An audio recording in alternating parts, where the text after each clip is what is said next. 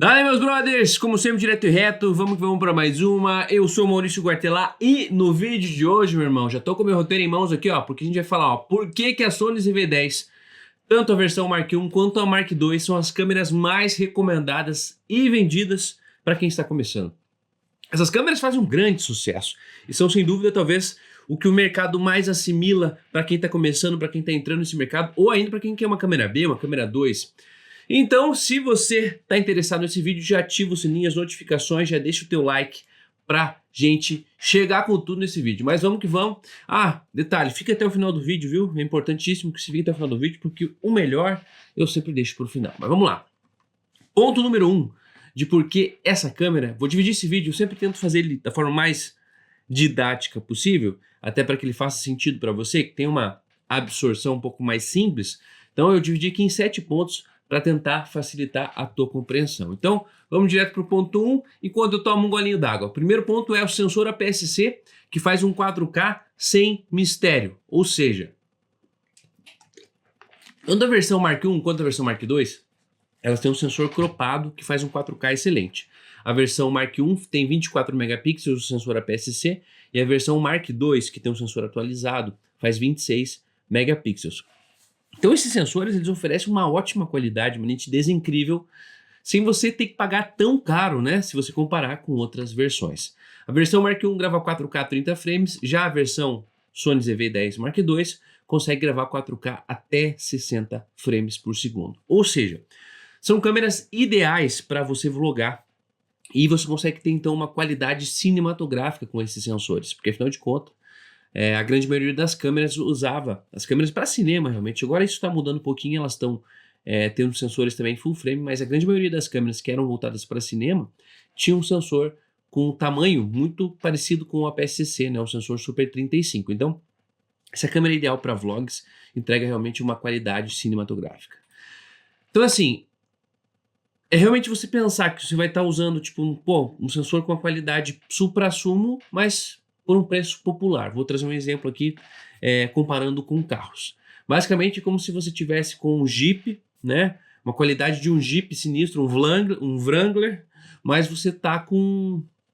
Como é aquele Jeep? Você tá com Renegade, sacou? Então pelo preço de um Renegade você consegue ter uma qualidade muito parecida com um Wrangler. Sinalizando, né? Simplificando aliás para vocês, porque... Tem outro ponto que também é a experiência de uso, né? Eu acho que são câmeras que são muito fáceis de utilizar.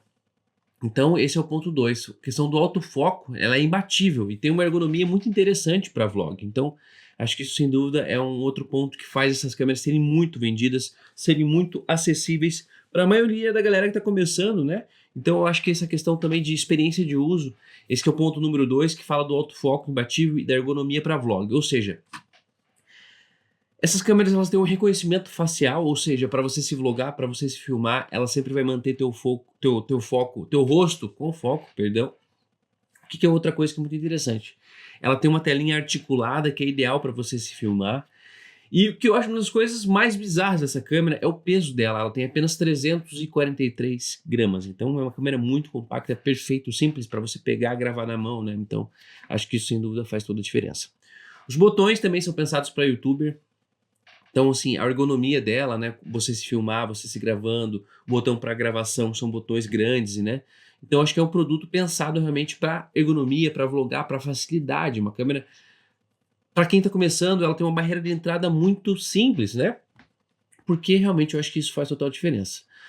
Bom, a questão prática e funcional da câmera, eu acho que deve ser algo que a gente deve levar em relação quando a gente vai buscar uma câmera para comprar. Então, antes mesmo de você investir no equipamento, você levar em consideração se essa câmera é prática e ela é funcional para a tua necessidade. Vou dar um exemplo. Uma Blackmagic, por exemplo, uma câmera Blackmagic, né, seja ela qual for, 4K, 6K, o sensor full frame, que agora também tem algumas opções, ela é uma câmera incrível, cara. Ela é uma câmera que, do ponto de vista até custo, né, ela tem um custo bem interessante, uma câmera voltada para cinema, grava RAW interno, tem uma qualidade absurda, mas a funcionalidade, a praticidade de uma câmera dessa é infinitamente menor comparado com uma ZV-10. Uma câmera ZV-10 pequenininha, você grava em qualquer lugar. Por exemplo, se você tiver uma 11mm na Sony, é uma lente muito compacta, então você consegue esconder ela. Você leva numa bolsinha dessa aqui, ó, de lente, ó, sobra espaço ainda, né? Então, eu acho que pensar também quando você vai comprar, buscar uma câmera, se você está aqui nesse vídeo, porque você tá em busca de uma primeira câmera ou até de uma câmera B, né? Se você está em dúvida se a ZV-10 de fato é um bom investimento, eu acho que é necessário que você leve em consideração essa questão de ser prática e funcional. E nesse ponto, a ZV-10, tanto a Mark I quanto a Mark II, elas têm uma grande vantagem. Deixa eu aproximar um pouquinho minha câmera. Aê. Bora lá. Se não vou derrubar tudo aqui, não. Aê. Então, continuando. Outro ponto que eu acho que é muito interessante, né, é o fato que é o ponto 3 aqui no meu roteiro, que é o ponto 3, o fato dela ter lentes intercambiáveis. E não é só ter lente intercambiável, porque sim, existe uma evolução garantida, ou seja, você vai ter essa câmera por muito tempo, né, e sempre vai ter novidade. O mercado até hoje está lançando novas câmeras, novas lentes para essa câmera. Então, ela tem a mesma montagem do sistema E-mount da Sony, desculpe, né? Então, assim, é compatível com uma vasta gama de lentes para a Sony. Não só lentes da marca Sony, lentes originais, assim por se dizer, mas existem diversas outras marcas de terceiros que fabricam lentes com muita qualidade para essa câmera, para essa montagem. Um exemplo é a Viltrox, né, que tem um setup incrível de lentes a 13, a 23mm, a 36mm, se não me engano, 56mm e 75mm. Então você consegue ter um setup prime de lentes 1.4, cara, por um custo muito acessível. Isso te dá uma versatilidade, te dá uma liberdade muito interessante. Por esse motivo, eu também sempre recomendo você não comprar essa câmera com a lente do kit, porque com o passar do tempo, vai passar aí 2, 3, 4, 5, 6 meses, você vai sentir necessidade de pegar uma lente mais clara, né, com mais qualidade, vamos dizer assim, porque a claridade não necessariamente define a qualidade da lente, mas em termos básicos, né? Você vai querer uma lente com maior poder de desfoque, com maior poder de bokeh, né? Então, outra coisa que é interessante, se você de repente abrir mão e não quiser pegar uma lente prime, uma lente fixa, como eu falei, cara, existem opções incríveis, como uma que eu tenho, que é 17-70mm do f2.8 da Tamron. É uma lente muito versátil para essa câmera, uma lente zoom que entrega assim, ó, uma versatilidade absurda, né? Outra versão muito interessante é a 1850 da Sigma, que eleva esse kit, né, a um outro patamar, porque a 1850 é legal porque ela também tem estabilização, ela tem OSS, então acho que isso também é um grande diferencial.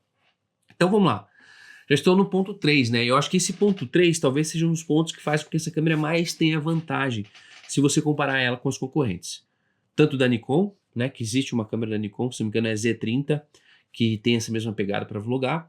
E agora nós tivemos um recém-lançamento, que é uma câmera excelente, tem vídeo aqui no canal também falando dela, que é a Canon EOS R50V. Nós tínhamos a R10, a R50, uma pegada mais para fotografia, e agora acho que a Canon acordou e resolveu fazer uma câmera, justamente porque essa câmera da Sony, cara, a ZV-10 vendeu muito, então só fazendo um comparativo também com outras marcas, né? Existem também lentes, câmeras incríveis da Fuji, que também entregam uma qualidade muito semelhante, mas eu acho que o fato da gama de possibilidades que tem de lentes disponíveis da Sony, mas também de marcas de terceiros para você comprar para essa câmera é bizarro, né? Então tem muita opção de lente para você utilizar nessa câmera. Basicamente, vou trazer um outro comparativo para vocês. É como se você comprasse um carro, uma marca como a Volkswagen, mano, que você acha peça em qualquer lugar, né? Peça acessível, as peças não são tão caras, a manutenção não é tão cara e qualquer mecânico mexe. Então, assim, a Sony CV10 é basicamente isso. Uma câmera que tem um mercado enorme, tem muita gente que tem essa câmera. Então, bateria, lentes, você vai achar muitos acessórios para ela de maneira muito fácil. Ponto número 4 que faz essa câmera também ser um recorde de vendas, ao meu ver, é o fato que ela faz vídeo e live streaming de forma muito facilitada. Ou seja, via entrada USB-C, você pluga ela, via entrada USB-C, um cabo simples, um cabo comum aqui, ó, como esse aqui, ó, e você conecta direto no teu computador, você não precisa de uma placa externa, né, uma Atem, uma Blackmagic para poder fazer streaming, ou seja, você consegue ter uma qualidade absurda, você consegue usar essa câmera para fazer uma transmissão online, para vlogar.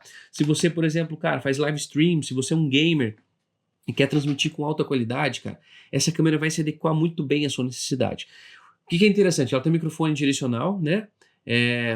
Que acho que é bem interessante. Ela tem um microfone omnidirecional, na verdade, que tem várias cápsulas que, se você estivesse vlogando, ela usa a preferência do microfone aqui da frente. Se você estiver filmando atrás, ela usa outro microfone. Então, é muito interessante esse microfone dela. Tem uma capacidade de som muito legal, né? De forma simplificada para você gravar. Mas ela também tem entrada para o microfone externo. Então, havia entrada P2. Cadê? Deixa eu pegar um outro microfoninho para exemplificar para vocês. Então, via entrada P2, ó, essa entradinha aqui, ó, foco, esse foco aqui, ó, esconder meu rosto, pronto.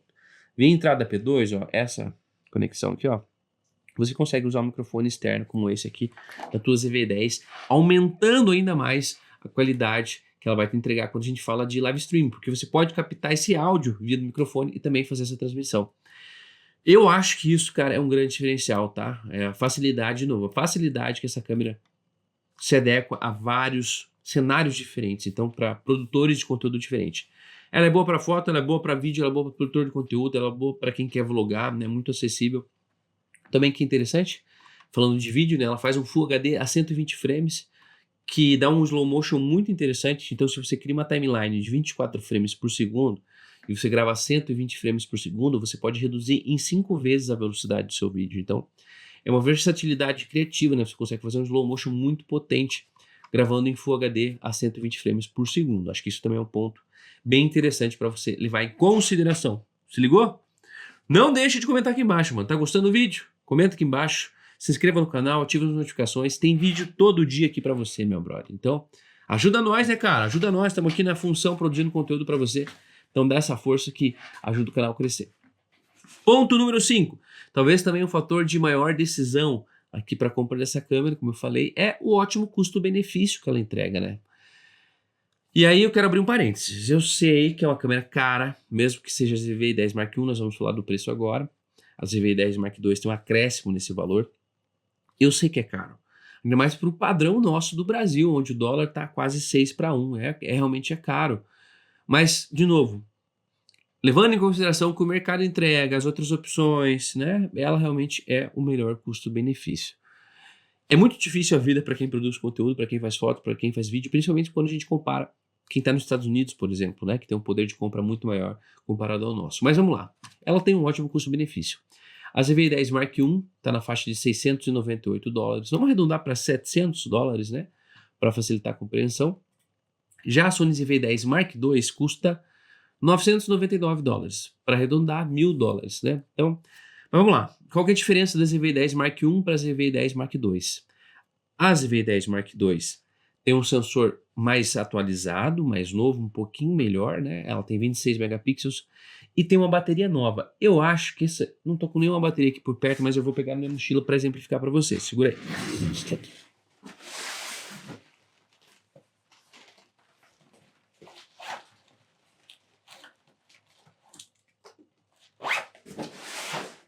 Bora! Peguei a bateria aqui, ó, pra vocês entenderem, ó. Deixa eu só tampar meu rosto pra deixar focar aqui, ó, tá vendo? Essa bateria, meus brothers, é uma nova bateria que vem na Sony ZV-10 Mark II. Então, é a mesma bateria que eu uso na minha Sony A7C, na minha Sony A7 III. Ela é uma bateria maior que aumenta de fato, assim, ó, de forma consistente a durabilidade da bateria. Então, assim, é um valor acessível para quem está começando. É um ótimo conjunto, um setup de gravação, tanto para foto, para vídeo, por um valor... Não vou usar a palavra acessível, mas por um bom custo-benefício, porque não é acessível para nós brasileiros, tá? Então, assim, leva isso em consideração. Obviamente, dentro da pesquisa de mercado, você encontra ela usada por um preço mais acessível. Eu sempre recomendo comprar usado, acho que vale a pena. Existem pessoas aí que de repente compram, não se adaptaram, não usaram tanto, estão trocando de câmera e acabam vendendo essa câmera no mercado de usados. Dê preferência para comprar uma câmera que você saiba a procedência de algum brother, de algum conhecido, porque eu acho que nesse sentido vale muito a pena. Porque você encontra uma ZV-10 Mark I na faixa de R$4.000, R$3.500. Obviamente, a gente tava conseguindo pedir pelo AliExpress, cara, tava rolando pedir pelo Ali, né? Então, assim, você comprava nova por R$3.500, cara. Dependendo da promoção, você pegava uns descontos, você pagava até R$3.300. Porém, o governo taxou, né, brother? Então, assim, sem comentários. Ponto número 6. Que é mais ou menos um comparativo do que mudou na ZV-10 Mark I para a ZV-10 Mark II. Como eu falei, a Sony ZV-10 Mark II tem 26 megapixels, ela faz 4K 60 frames. As duas fazem Full HD 120 frames e a ZV-10 Mark II, tá, tem uma bateria maior. Ah, o slot para cartão também mudou, né? Cara, isso é bem interessante. A Sony ZV-10 Mark I tinha um slot para cartão dela do lado da bateria. Já na ZV-10 Mark II, nós temos ele na lateral da câmera.